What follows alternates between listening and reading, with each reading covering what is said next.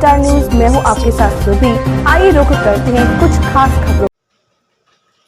हिंदू समाज के साथ साथ सरकार को गौ हत्या के खिलाफ जगाने का अभियान चला रहे ज्योतिषी पीठाधीश्वर जगतगुरु शंकराचार्य स्वामी श्री अभिमुक्ति शरणानंद सरस्वती 1008 महाराज आज धर्मनगरी वृंदावन पहुंचे, जहां उन्होंने पहले राधा स्नेह बिहारी मंदिर में भगवान के दर्शन किए और भी यहां आए लोगों को गौ हत्या की ओर हिंदुओं को जगाने के लिए लोगों से अपील करी। वहीं इस दौरान मीडिया से बातचीत करते हुए ज्योतिषी पीठाधीश्वर जगतगुरु शंकराचार्य स्वामी श्री अभिमुक्तेश्वरानंद सरस्वती 1008 महाराज ने बताया कि हमने यात्रा शुरू की थी, आज बांके बिहारी के दरबार में समाप्त करी है। वहीं इसी के साथ जगतगुरु शंकराचार्य ने बताया कि जिस तरह से सरकार गौ हत्या पर कानून नहीं बना रही है, उससे उनका चेहरा साफ होता है और जिस तरह से प्रधानमंत्री मन की बात करते हैं वो हमको और समाज को अच्छी लगती है। हमने भी उनकी मन की बात सुनी है, मगर वो हमारे यानी जनता के मन की बात कब सुनेंगे। जिस तरह से एक तरफ तो प्रधानमंत्री अपने घर में गौ पालन करते हैं और दूसरी तरफ गौ हत्या के लिए लाइसेंस देते हैं। जिस तरह से आज दुनिया में गौमांस के निर्यात में देश दूसरे नंबर पर है, वहीं इससे प्रधानमंत्री का दोगला चेहरा दिखाई देता है कि आखिर वो चाहते क्या है, कि गाय को बचाना या गौ हत्या को बढ़ावा देना। उसी के साथ उन्होंने यहाँ यूपी के सीएम योगी द्वारा दिए बयान की बटेंगे तो कटेंगे उसका समर्थन करने वाली आरएसएस को लेकर बोले कि उन्हें क्यों लगता है कि हम बटेंगे, यानी अभी बटे नहीं हैं। जब बटे नहीं हैं तो क्यों बटेंगे और कौन बांटना चाहता है? इन्हें कैसे पता चल गया कि हम बटेंगे तो कटेंगे? यानी इसी का उपाय ये है कि गाय माता को राष्ट्र माता घोषित किया जाए। देखिए, ये जो भारत देश है ये गौ भक्तों का देश है। परंपरा से यहाँ पर गायों को प्रतिष्ठा दी जाती रही है। वेदों शास्त्रों में भी इसकी महिमा है। हमारे इतिहास में भी ऐसे अनेक उपाख्यान जिससे ये पता चलता है कि भारत के लोग गाय को अपने प्राणों से भी ज्यादा सम्मान देते थे। गाय के प्रश्न पर प्राणों को भी तुच्छ समझते थे। ऐसी गाय अनंत संख्या में हमारे देश में रहती थी।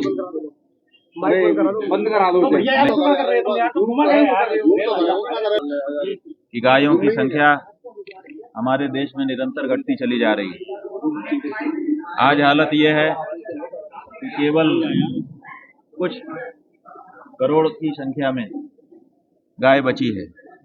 गाय और गवै दोनों को मिला करके हमारे यहाँ गिनती हो रही है। जो गाय है और जो गाय जैसी है दोनों को मिला करके गिनती होती है। 2019 में जो अंतिम गिनती भारत देश में हुई है उसमें भी केवल 17 करोड़ की संख्या उनकी बताई गई। 17 करोड़ में से भी जो हमारी गाय है, जिसको हम गाय कहते हैं और जिसके बारे में शास्त्रों में आख्यान है, जो सासना और ककुद वाली है, वेद लक्षणा है, जिसका गोमूत्र और गोमय पवित्र होता है, जिसका पंचगव्य बनता है और जो हमारे 33 कोटि देवताओं की स्थानभूता है, वो गाय तो केवल 1 करोड़ से 2 करोड़ के बीच में ही बची है और प्रतिदिन उनके विरुद्ध अत्याचार हो रहा है। उनकी हत्या मांस खाने के लिए, मांस बेचने के लिए भारत में की जा रही है। भारत की सरकारें लाइसेंस देकर और निर्यात करने का लाइसेंस देकर के, अनुमति देकर के, आज्ञप्ति देकर के इस कार्य को और बढ़ावा दे रही हैं। तो हमारे माने हम हिंदुओं के सामने ये समस्या उत्पन्न हो गई है कि अगर अब हम अंतिम रूप से खड़े नहीं होते हैं तो हमारी गाय 1, 2 साल, 3 साल के अंदर केवल इतिहास का विषय होकर के रह जाएगी। फिर हमको देखने को भी नहीं मिलेगी। उसका सेवा करना तो दूर की बात है। इसलिए अंतिम निर्णय लेकर के इस बारे में खड़े होने की जरूरत पूरे समाज ने महसूस की और उसी जरूरत को स्वर देने के लिए हम ये आंदोलन और ये यात्रा कर रहे हैं। आज ब्रज में खाना की गायों का पालन किया है। बात यह है कि हमने ये यात्रा जब आरंभ की तो हमारे सामने ये बात थी जो पिछले दिनों देश भर में कही गई कि जो गाय को लाए हैं हम उनको लाएंगे। तो हम लोगों ने शोध किया कि गाय को कौन लाया, तो जो राम को लाए हैं हम उनको लाएंगे। तो हम लोगों ने देखा कि राम को कौन लाया, कृष्ण को कौन लाया, तो शास्त्रों से हमको पता चला कि गाय ही उनको लेकर के आई। तो इसलिए हम लोग गाय को लाने के लिए निकले। तो वैसे तो हमारा जो ये लक्ष्य था वो भारत के 36 प्रदेशों की राजधानी था, लेकिन हमने सोचा कि आगे और अंत में, आरंभ में और अंत में, हमारे यहाँ वैसे भी मंगलाचरण का विधान है, तो हम मंगलाचरण करते हुए अपने कार्य को पूरा करें। तो हमने अयोध्या से भगवान श्री राम जी के मंदिर की परिक्रमा करके, उनकी जन्मभूमि की परिक्रमा करके, उनसे आशीर्वाद लेकर के ये यात्रा आरंभ की थी।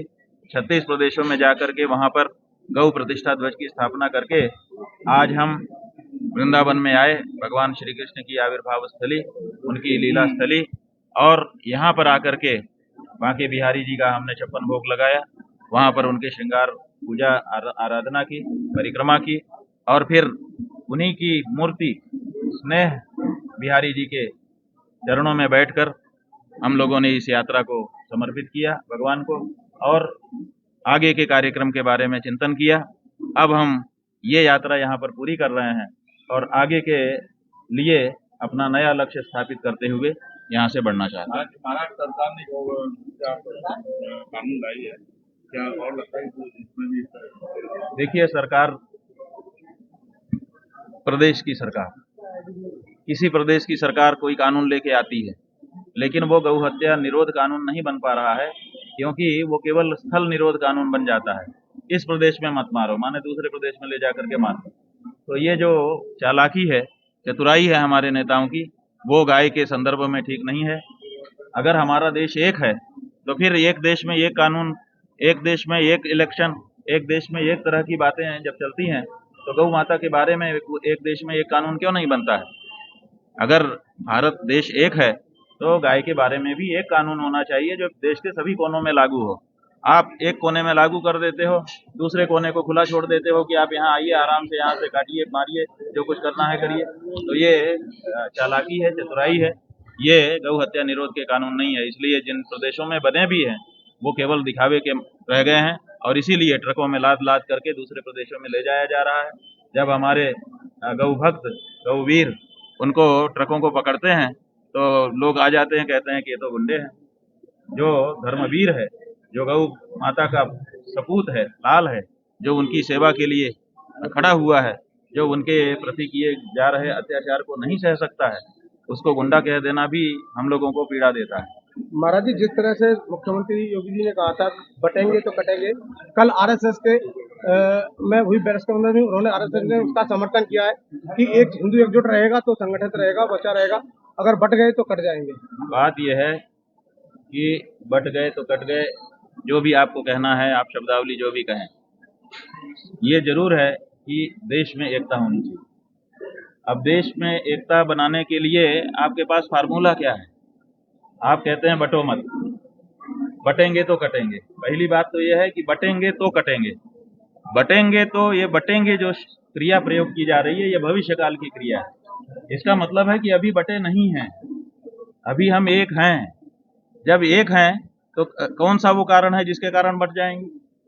तो बटेंगे क्रिया जो है ये भविष्य काल की क्रिया है। इसका मतलब कि अभी हम बटे नहीं हैं, लेकिन बटने की संभावना है। तो कौन से कारण है जिसके कारण हम बट जाने वाले हैं, इस बारे में